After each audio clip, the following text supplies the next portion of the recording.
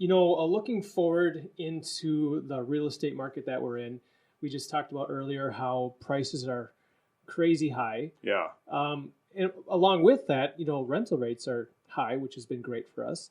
In your experience for like how long it's taking to lease up a place, Yeah. do you feel like this is going to continue on, or I'm not expecting you to be an expert economist. Oh, but... I got it all figured out, actually. Oh, well, you want to know? You want to know the answer? So here's my theory on the whole thing: is that millennials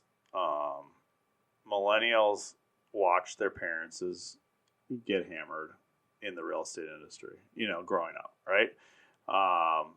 And that's not with 100%, certainty, but like, millennials on it in general watch their parents go through the 2008, 9, 10 crisis, right? They're like, why would I ever want an apartment, or a house, right? And there's a lot of advantages to renting, right? You don't have to, if you want to move, you just move, right? You just give your notice to move. If you want to move and you own a house, you got to sell the thing. What I think is going to happen is that the average age of a millennial right now is like maybe 28, something like that.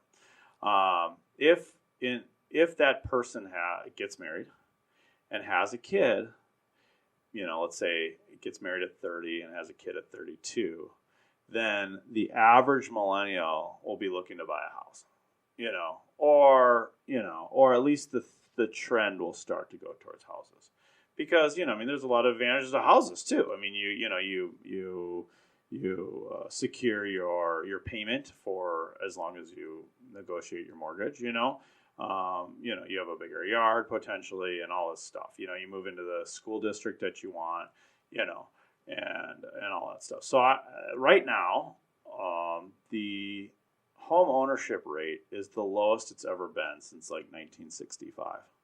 Okay.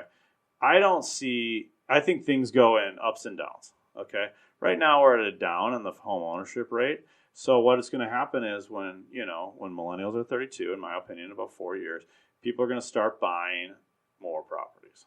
And then the mindset of the country is going to shift from renters to owners.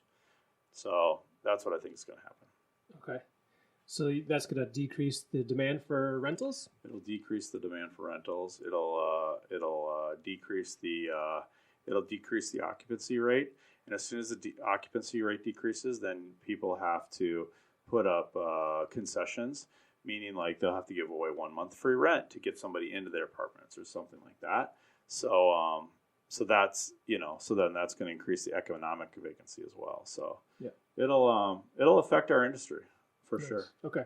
So you heard it here first from Brian Doyle. Well, if you say it long enough, it's eventually you're right. So, well, for the next 4 years, we're going to experience some rent growth, but after that, it's going to fall off.